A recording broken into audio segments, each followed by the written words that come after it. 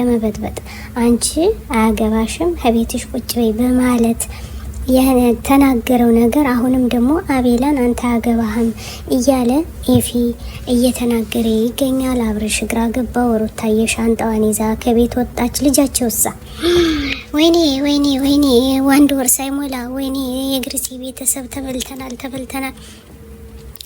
አሰላሙ አለይኩም ወራህመቱላሂ ወበረካቱ። ድና የተከበራችሁ የግርሲ ቤተሰቦች እንደምን አላችሁልኝ? ዛሬም ደስ የማይል ዜና ነው ይዤላችሁ የመጣሁት። እንግዲህ ሩታ ቤት ለቀቀች በንጹህ የተነሳ አብርሽና ሩታም ሊለያዩ ነው። አሁን ደግሞ ምን እያለች ነው? ኤፊ ምን እያለ ነው? አፏን ኤፊ አቤላ ትቀመጥ ለምንድነው ትሄድ መተል ኤፊ ከፈለገችው ትሄድ እያለ አሁንም ሩታን እንደ ማስወጣትና አውጦ እንደ መጣል እያደረገ ነው። ይህ ነገር ግን በወንድም የተወደደ ነው ወይስ የተጠላ ነው? እህቶች እውነት ለመናገር ልባችን ተሰብሯልኝ። ለመመሰላችሁ ኤፊ ተረርተኛል ትለዋለች፣ ግን አብርሽ ቁሞ ማየት የለበትም። አንድ የሆነ ነገር መሆን ነበረበት። የፍጹሜን አፏን የንጹሄን አሁን በፊት የነበረውን ፋይል ካለም ከሌለም ከሷ ጋር ተገናኝቶ አንድ መሆን ሲገባቸው ሩታ እንግዲህ ልጁን ይዛ የት እንደምትሄድ አይታወቅም። ሩታና አብርሽ ተለያዩ። እውነት ለመናገር ልባችን ተሰብሯል። ሩታ እንግዲህ እኔ በሩታ ጥፋት የለባትም እውነት ለመናገር። ኤፊ ግን በጣም ባለጌ ነህ።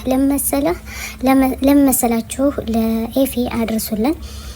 ትሄድ ከፈለገችበት አይባልም። ልጅ ይዛ የት ነው የምትሄደው? ገና ያልጠነከረ ከሆዷ ወንድና ሴት ያልተለየ እርጉዝ እንዴት ነው ወጣ የምትሄደው? እና አቤላ ሀቅ አለው ብዬላለሁኝ። አቤላ ነው ንጹህ ወንድሟ እና ኤፊ እንዲለያዩ ይፈልጋል መሰል። እውነት ለመናገር እንደኔ ሰምታችሁት ከሆነ ምንም አትለምኗት ትሄድበት እያለ ነው። እሷ ግን የያዘችውን ይዛ ግድ የለም ከተረዳኸኝ ብላለች። እና እንግዲህ ውዶቼ ምን ይመስላችኋል? እውነት ለመናገር በጣም እግራ እያጋባን ወይኔ ተለያዩ።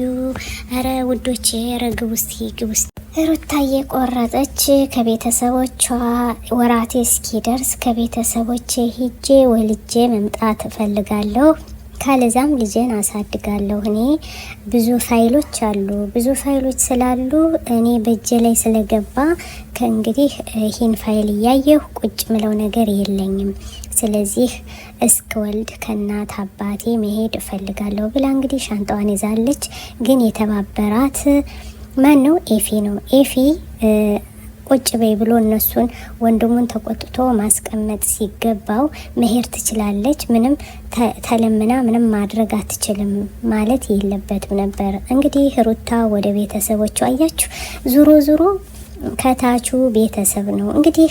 ያለ ጊዜ ያልታሰበ እርግዝና፣ ያለ ጊዜው እርግዝና፣ ሳይጣራ እርግዝና የሚያመጣው ሰው እንደዚህ ነው ማለት ነው። እውነት ለመናገር ይከብዳል።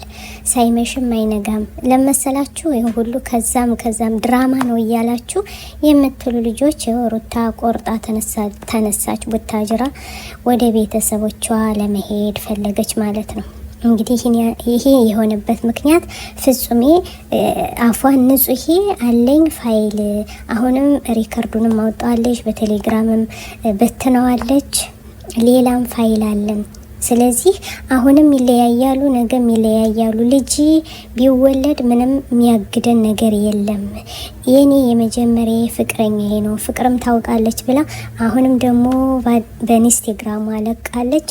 ሩታ ብዙ ፋይል ደርሶኛል፣ አሁንም ሊያምንልኝ አልቻለም ብላለች። እንግዲህ ሩታ ወደ ቤተሰቦቿ ልትሄድ ነው። እንግዲህ ከሚላቴ ጋር አብራ ትውለድ ማለት ነው። እንግዲህ ወራቶችን እየቆጠር ወራቶችን እያሰብሁኝ አብሬ እኖራለሁ አለች። ግን በጣም አያናድድም? እውነት ለመናገር በጣም ነው የሚያናድድ። እውነት ለመናገር እንግዲህ እቺ ንጹሄ ማለት ነው በፊት ፍቅረኛዋ ቢሆንም እስቲጋቡ ድረስ ሩታ ስትታረግዝ ድረስ የት ነበረች? አሁንስ ፋይል መልቀቅ ምን አስፈለገ? የሰውን ቤት ትዳር ለመስራት ለማፍረስ መስራት ቀላል ነው፣ ማፍረስ ግን ከባድ ነው ማለት ነው። አያችሁ አይደለ? ዱባይ የሆነ ሰርጉ እኮ ያለ ምክንያት አይደለም ብላ ዛሬ አላለችም? እንዴት ዱባይ የሆነ ሰርጉ ያለ ምክንያት አይደለም። ቤተሰብ እኮ አልፈቀደም። አሁንም ያልፈቀደበትን ፋይል አወጣለሁ። ለሩታም ደርሷታል። ስለዚህ ውዶቼ ለዛ ነው ሩታ እያለቀሰች ፋይሉም ስለደረሰኝ ከእንግዲህ በኋላ እኔ ወደ ቤተሰቦቼ ሂጄ ወልጄ የቀሩኝን ወራት አሳልፌ ልጄን ይዤ ከዛም በኋላ የሚፈጠረው ይሆናል ብላለች። እንግዲህ ሽማግሌ ቢገባበት ደስ ይለኛል ማለት ነው። እውነት ለመናገር ጥሪውም ሳይደርሱ ቡታጅራ ቤተሰቦቿ እንኳን ደስ አለሽ ብለው እንኳን አፋቸውን አጣጥመው ሳይሉ ንጹሄ አምጣ ደፋችባት መርዝ ማለት ነው። እውነት ለመናገር በጣም ነው እኛ የተናደድኩት። ከእንደዚህ ያለ ይሄ በሽታ ነው የምለው። ከእንደዚህ ያለ በሽታ አላህ ይጠብቃችሁ። ከእንደዚህ ሾይጣንናስ ልጅቱ ማለት ነው። ሾይጣን በመሆኗ ነው እንጂ እንዴት አምጣ ዩቲዩብ ለማሳደግ ከፈለገች ለምን በሌላ መንገድ ማሳደግ ይበልጣል። እንግዲህ ቁጭ ብዬ እኔ ልጄንም እንዲጎዳ አልፈልግም። እውነቷ ነው ፋለን ልጇ እንዲጎዳ ካልፈለገች ሀላስ በአንዳንድ በኩል ምን አለ መሰላችሁ እየተናደደች ህይወቷን የልጇንም እንደገና እየተናደደች ህይወቷን ማጥፋት ሰላም ማግኘት አለባት ብዬ ያስባለሁ ማለት ነው። እና እናንተስ ምን ይመስላችኋል? እውነት ለመናገር ሩታና አብርሽ ተለያዩ። እንግዲህ ሩታ ቡታጅራ ያልገባችበትን አንቺ አትሄጂም ቡታጅራ ከባድ ነው መንገዱ እያላት አልነበረ? አሁን ግን ሻንጣዋን ይዛለች። ሩታ ቆርጣለች። አብርሽ ቁጭ ብሎ ያለቅሳል። የሱም ባሁሌም አይለየው ማለት ነው። ማስተካከል የነበረበት አብርሽ ነው።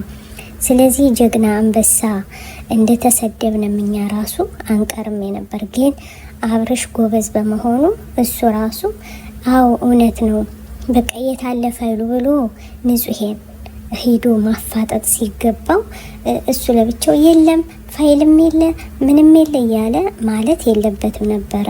አስባችሁታል? እንግዲህ ህይወታቸው እየተረማመዱ እያበላሹት ይገኛል።